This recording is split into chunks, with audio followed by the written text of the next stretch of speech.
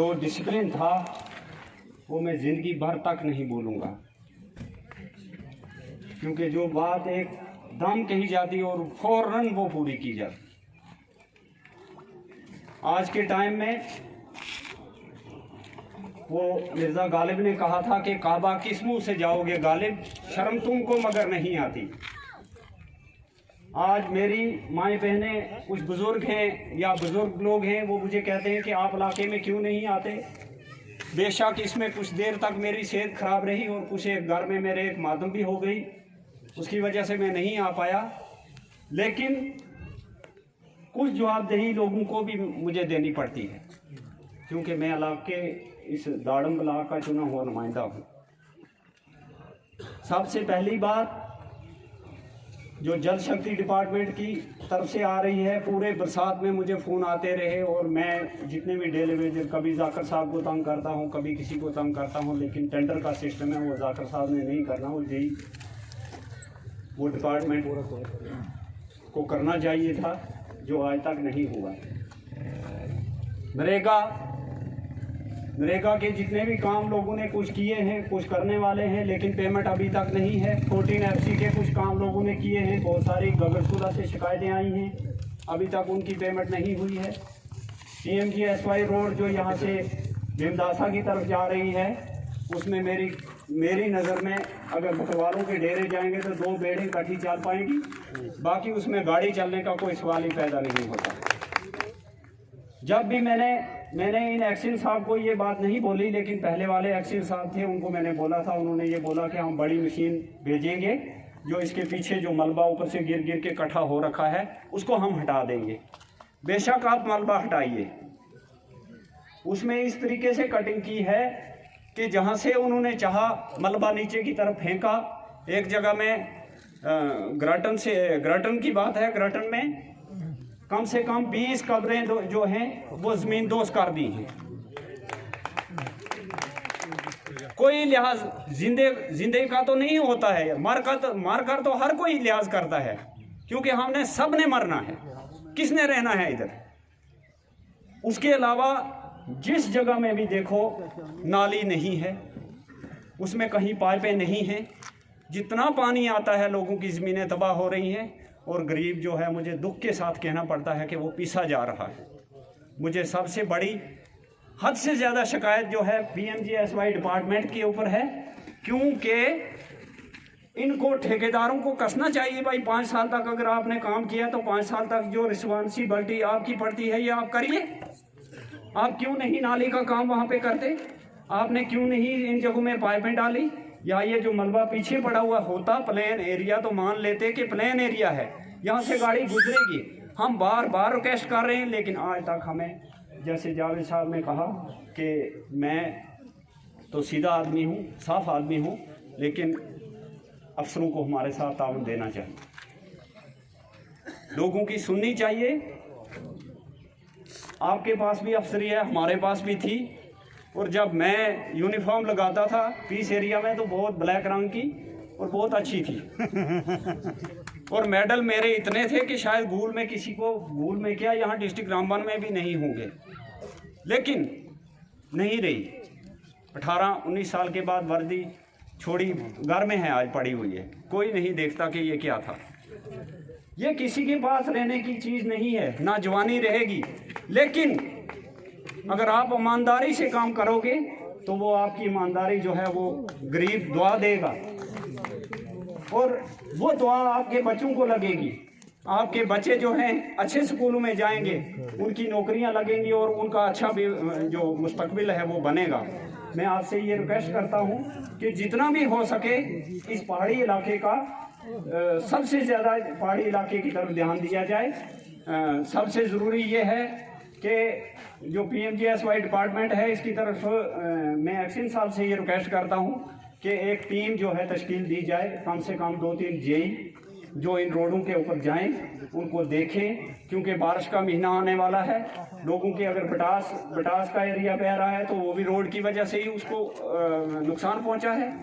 उसके अलावा जो डेढ़ा की रोड है, मैं कहता हूं कि 9 किलोमीटर में किसी जगह में पाइप नहीं डाली है। मैंने कुलदीप सर से बात की, एक दाक्षिण नाले के बीच में एक ब्रिज बना है। ब्रिज के अलावा वहाँ से लेकर अभी यहाँ बहुत सारे लोग हैं जो वहाँ चलते भी रहते हैं, वहाँ से लेकर पीछे 9 किलोमीटर सोकड़ तक एक पाइप भी नहीं डलती है।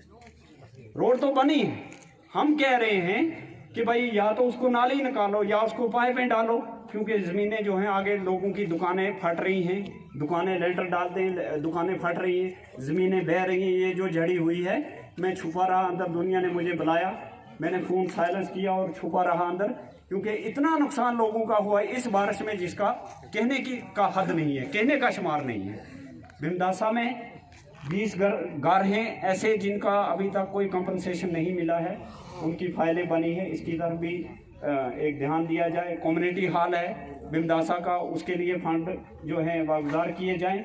और जो वहाँ पे एक हमने खाचू मल्ला में एक ट्रांसफार्मर रखा था, तो उसके लिए मैं पीडीडी डिपार्टमेंट के यहाँ जेई साहब भी बैठे हैं, इनसे ये कहता हूँ कि बर्फ़ पड़ने से पहले कम से कम इस एरिया को देखा जाए, क्योंकि ठाचू मल्ला में ये काम जो है पीडीडी डिपार्टमेंट की तरफ से या जो भी हमने वहाँ पैसा रखा है उसका इस्तेमाल अगर नहीं हुआ तो हमारा पैसा लैप्स हो जाएगा। इसके बाद जो हमने 71 लाख के जो बजट रखा था, हर पंचायत में 2 लाख 3 लाख 4 लाख का पैसा जो था, दो काम रखे थे 5 लाख तक, तो आज तक उसके टेंडर जो हैं वो ओपन नहीं हुए। मेरी रिक्वेस्ट रहेगी चेयरपर्सन साहिबा से कि इसको जल्दी से जल्दी ये टेंडर जो है ये ओपन किया जाए। अप्रैल के महीने में यहाँ अब 20 या 5 या 10 दिन के बाद यहाँ पे बर्फबारी होगी और हमारा इलाका जो है खास करके पहाड़ी इलाका है।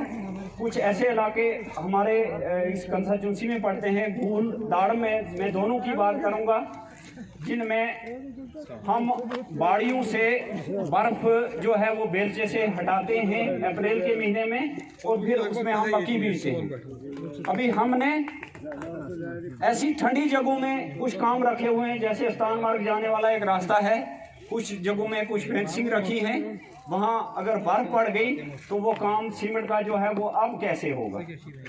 मुझे नहीं लगता कि हमारा ये जो कैपेसिटी बजट का जो प्लान हमने दिया था 71 लाख का डीडीसी बीडीसी फंड, इसके अलावा भी फंड से 23 लाख का इनका है, पंचायत का फंड है। मुझे नहीं लगता कि आप 1 महीने के अंदर अंदर ये पूरे के पूरे काम, कोई करिश्मा तो अलादीन वाला चिराग है नहीं कि 1 महीने के अंदर अंदर ये बनेंगे। मुझे ये लगता है कि ये पैसा जो है ये पूरे का पूरा लैप्स हो जाएगा।